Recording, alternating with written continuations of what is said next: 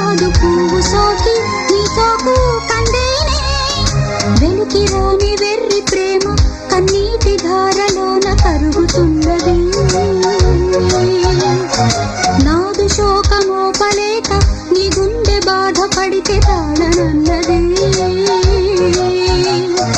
మనుషులెరుగలేరు మామూలు ప్రేమ కాదు అగ్ని కంటే స్వచ్ఛమైనది